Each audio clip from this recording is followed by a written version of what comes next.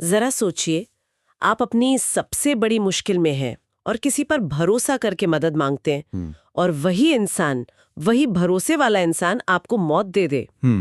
आज हम बात करेंगे केडी टिम्पम्मा की, जिसे दुनिया साइनाइड मल्लिका के नाम से जानती है। कर्नाटक की पहली महिला सीरियल किलर। हाँ, और हमारे पास जो केस फाइलें हैं वो बताती हैं कि कैसे उसने विश्वास को ही, मतलब धर्म को ही, एक जानलेवा हथियार बना दिया। ये कहानी वाकई में दहला देने वाली है, क्योंकि इसमें कातिल कोई खूंखार दिखने वाला अपराधी नहीं था। नहीं, बल्कि एक ऐसी महिला थी जो आपकी हमारी तरह ही दिखती थी और वो लोगों की आस्था का फायदा उठाना जानती थी। तो ये केडी टिम्पम्मा थी कौन? मतलब कहाँ से आई थी? देखिए, वो कर्नाटक के एक बहुत ही गरीब परिवार से थी। अच्छा। शादी भी बहुत कम उम्र में हो गई थी और पैसों की तंगी हमेशा रहती थी। लेकिन ऐसी कहानी तो कई लोगों की होती है ना? वो एक सीरियल किलर कैसे बन गई? यही इस केस की सबसे चौंकाने वाली बात है। उसके अपराधों के पीछे कोई गुस्सा या बदला नहीं था। उसका मकसद बिल्कुल साफ था, पैसा। सिर्फ पैसा? हाँ, उसने समाज की एक दुखती रग पकड़ ली थी। उसे पता था कि परेशान लोग तर्क से ज्यादा विश्वास का सहारा लेते हैं। और इसी को उसने अपना हथियार बना लिया।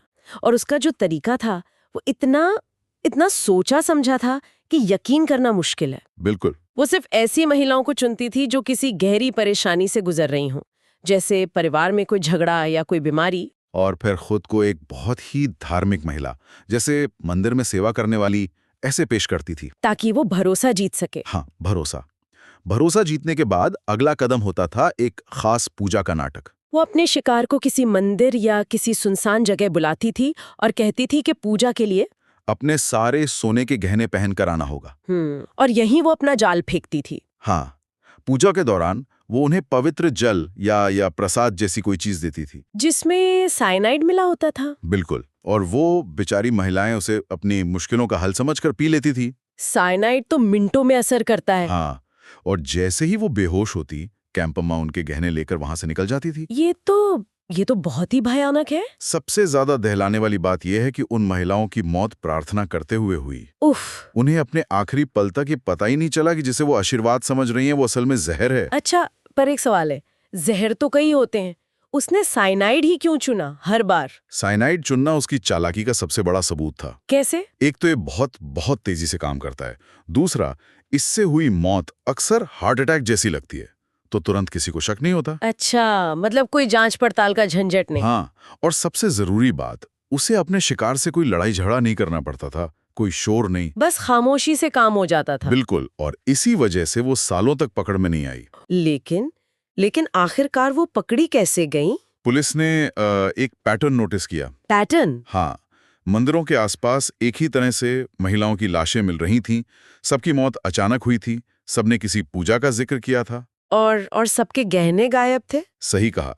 एक मामले में कुछ गवाहों ने उसे देखा था, और फिर जब पुलिस ने चोरी के गहनों के रिकॉर्ड खंगाले तो सारे तार कैंपम्मा से जुड़ गए। तो 2007 में वो गिरफ्तार हो गई। उसे सजा भी हुई, पहले मौत की सजा, जो बाद में आजीवन कारावास में बदल दी गई। ये सब सुनने के बाद मेरे दिमाग में एक बात आ रही है, क्या हम उसे बस एक लालची चोर कह सकते हैं जो हत्या करती थी, या उसके दिमाग में कुछ और भी गहरा चल रहा था? ये सिर्फ लालच से कहीं ज्यादा है।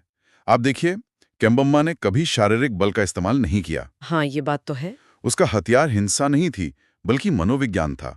उसने समाज के उस ताने बाने को समझा जहां धर्म और आस्था के आगे तर्क काम नहीं करता। तो साइनाइड मल्लिका सिर्फ एक कातिल नहीं थी, वो भरोसे की शिकारी थी। बिल्कुल, उसने पूजा की जगहों को और लोगों की उम्मीद को ही अपना शिकारगाह बना लिया था। ये केस भले ही सुलझ गया हो, पर एक सवाल तो मन में रह ही जाता है। जब हम सबसे ज्यादा कमजोर होते हैं, तो जो हाथ मदद के लिए बढ़ते हैं, उनके पीछे छिपे इरादों को हम सच में कितना पहचान सकते हैं? और विश्वास कितनी आसानी से एक जानलेवा धोखा बन सकता है।